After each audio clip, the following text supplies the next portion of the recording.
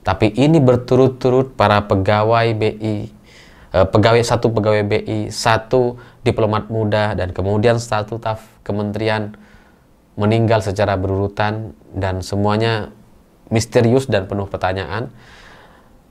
Itu yang membuat kita jadi berpikir, sebenarnya mereka membawa informasi apa gitu.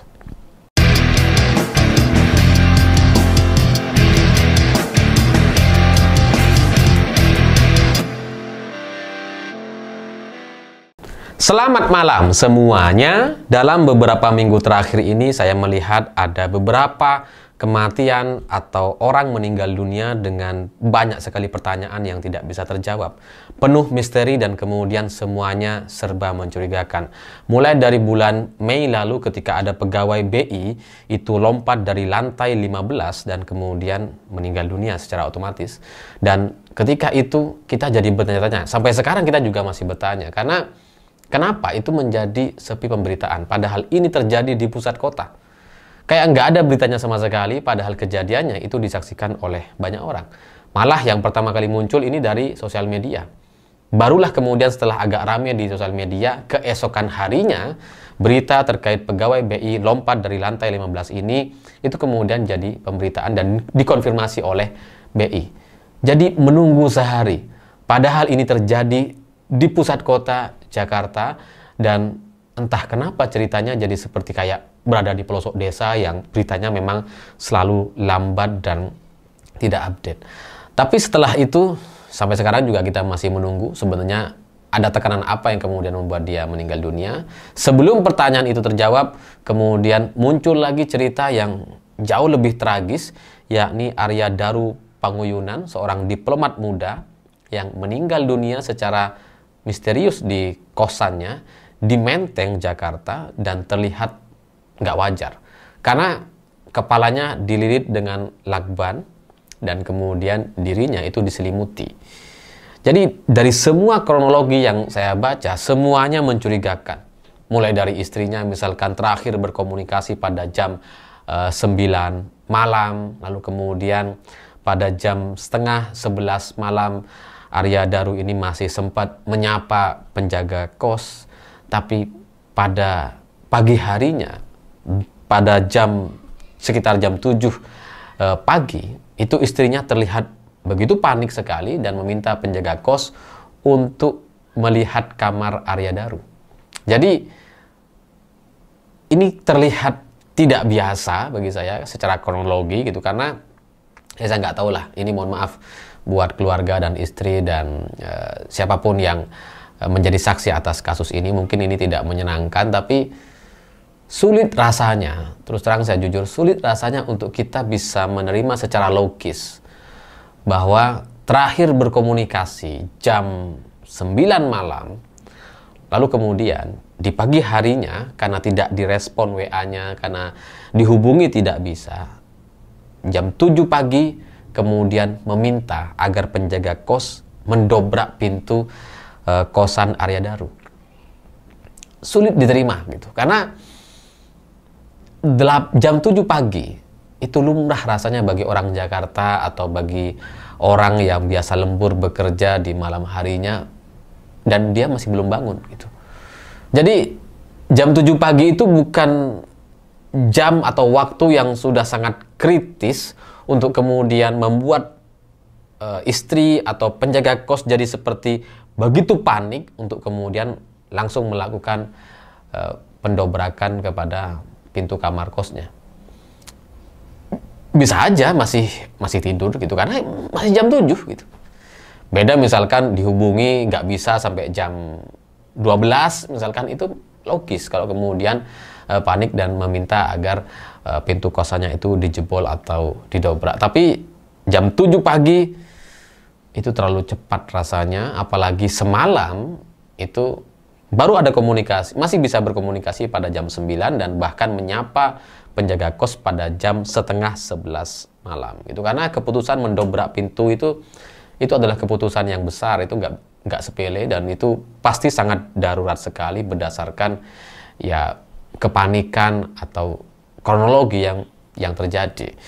Dan keterangan dari pihak kepolisian juga terus terang saya mohon maaf kepada pihak kepolisian sulit untuk kemudian diterima karena muncul pernyataan bahwa ini katanya dikunci dari dalam.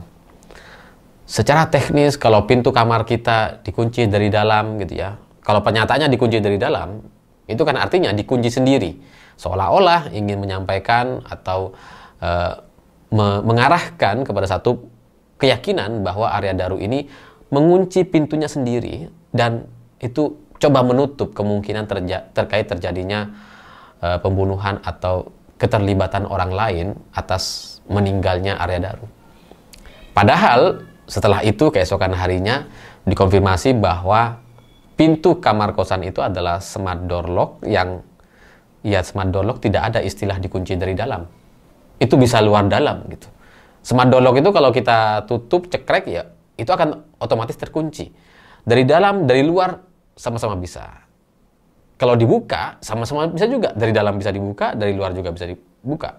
Jadi penyampaian atau cerita bahwa kronologinya ini dikunci dari dalam itu sangat-sangat mencurigakan dan saya nggak tahu apa yang sebenarnya terjadi di sana. Jadi seolah ingin menutupi terkait kemungkinan terjadi pembunuhan, tapi berita terkait wajah atau kepala di lakban ini itu benar-benar tidak bisa dihapus atau dihilangkan dan dianggap sebagai bagian dari kejadian yang wajar atau biasa saja.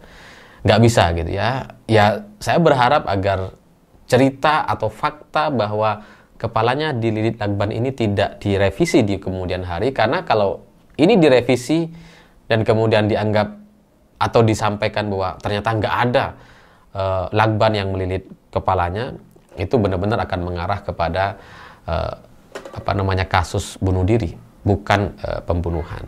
Karena kalau kita melihat dari orang yang menutup kepalanya dengan lakban, kalau tujuannya bunuh diri buat apa gitu? Nggak ada orang bunuh diri dengan dililit dengan lakban. Dan kalau ini bunuh diri pasti tidak rapi gitu. Ya karena nggak ada ceritanya orang bunuh diri dengan cara yang serapi itu. Dililit lakban, terus kemudian dia duduk dan masih pakai selimut.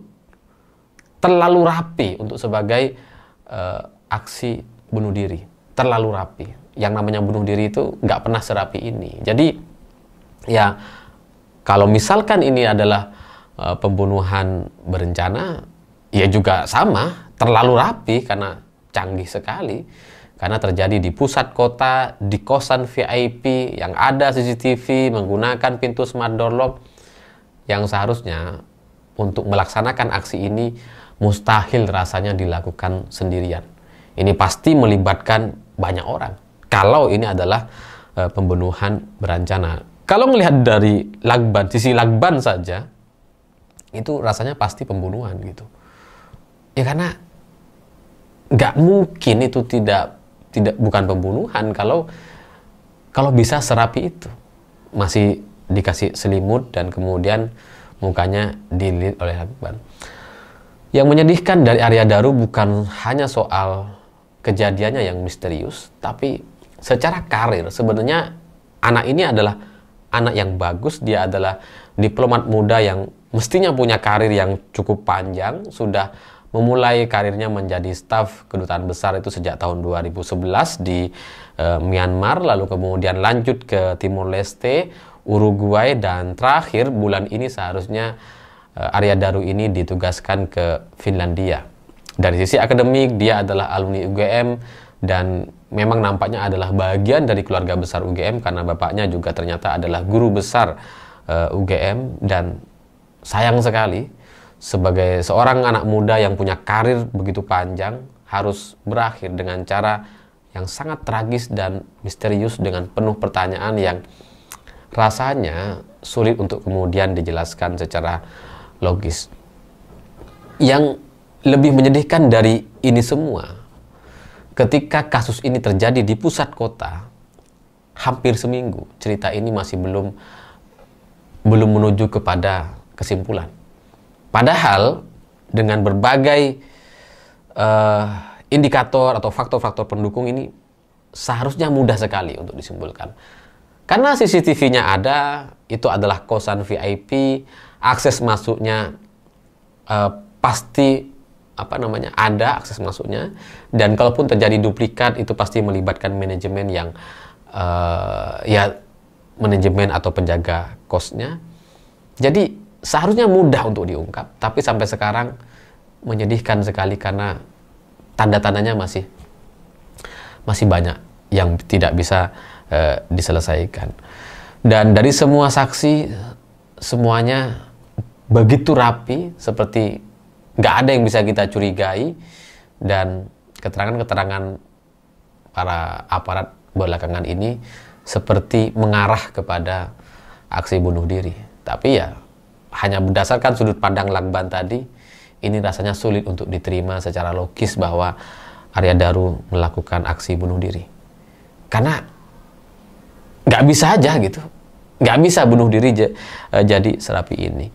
Dan belum selesai terkait Arya Daru, kemudian muncul lagi satu staf Kemendagri yang beritanya hanyut di Sungai Ciliwung dan kepalanya sudah dalam kondisi hancur atau rusak. Sampai sekarang masih dibutuhkan tes DNA apakah benar yang bersangkutan ini adalah staf Kemendagri atau orang lain. Karena dari cerita yang lain, kronologinya terkait staf Kemendagri ini itu lebih logis, jauh lebih logis dibandingkan Arya Daru dan pegawai BI yang melakukan aksi bunuh diri sebelumnya, yang sampai sekarang masih membingungkan dan tidak bisa kita pahami apa yang sebenarnya terjadi di sana. Kalau staf Kemendagri ini secara kronologi, ini saya nggak tahu aslinya seperti apa, tapi secara kronologi itu katanya staf Kemendagri ini mancing di sebuah lokasi, dan kemudian lokasi tersebut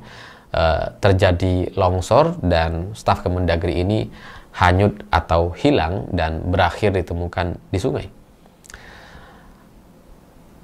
Kalau ini adalah sebuah kematian yang biasa gitu ya tidak perlu kita anggap sebagai sesuatu yang mengerikan. Tapi masalahnya sebelum dia meninggal gitu ya, ada dua kasus yang semuanya misterius dan mencurigakan, sehingga kita secara otomatis jadi mencurigai jangan-jangan ada cerita yang ngeri di balik staf Kemendagri ini.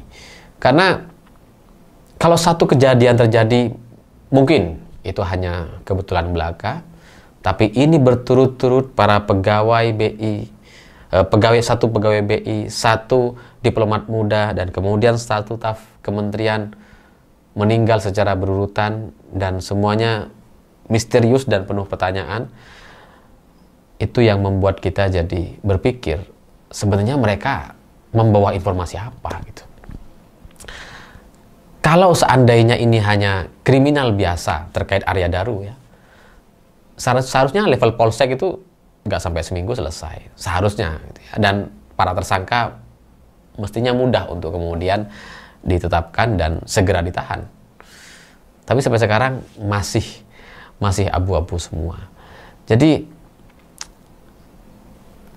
saya nggak ngerti apa yang sedang terjadi kepada negeri ini, dengan pertanyaan-pertanyaan yang semuanya mencurigakan, dari pegawai BI, diplomat muda, dan kini staf Kemendagri, semuanya meninggal secara berurutan dengan misterius dan penuh pertanyaan dan mencurigakan semuanya. Saya kok curiga jangan-jangan mereka memiliki sesuatu yang harus dimusnahkan. Jangan-jangan mereka ini ya punya cerita yang selama ini tidak tersampaikan. Entah apa itu, kita nggak ada yang tahu karena semuanya sudah meninggal dunia. Kita mendoakan semoga keluarga korban diberikan ketabahan, keikhlasan, dan bisa menerima ini dengan lapang dada. Tapi pada akhirnya tetap saja kita butuh penjelasan lebih dari yang bisa dijelaskan media hari ini. Saya pikir itu. Terima kasih sudah menonton. Begitulah kura-kura.